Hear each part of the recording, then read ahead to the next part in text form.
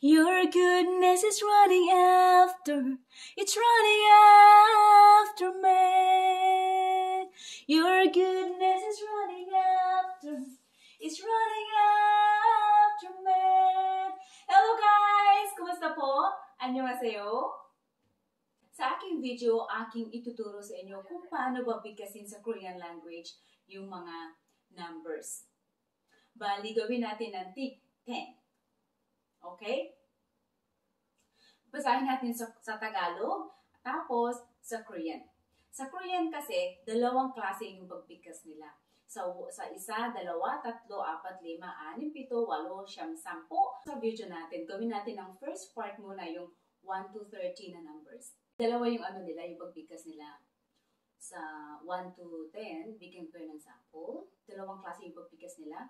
하나, 둘, 셋, 넷, 다섯, 여섯, 일곱, 여덟, 아홉, 열, 1, 2, 3, 4, 5, 6, 7, 8, 9, 10. So, dalawang klase.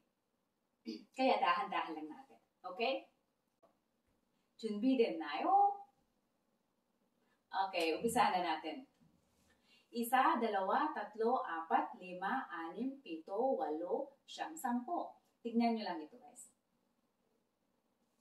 Okay, ang first part ng pagbigkas natin sa Korean language. 하나, 둘, 셋, 넷, 다섯, 여섯, 일곱, 여덟, 아홉, 열.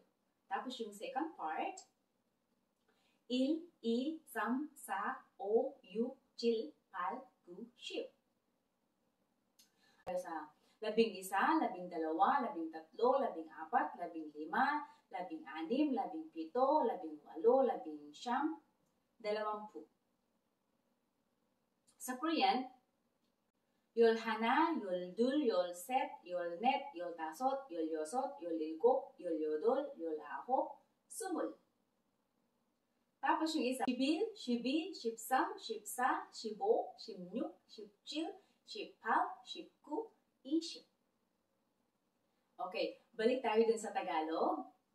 Mula 21 o 21, 22, 21, 22, 23, 24, 25, 26, 27, 28,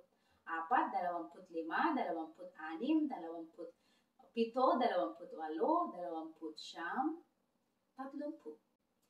스물하나, 스물둘, 스물셋, 스물넷, 스물다섯, 스물여섯, 스물일곱, 스물여덟, 스물아홉, 30.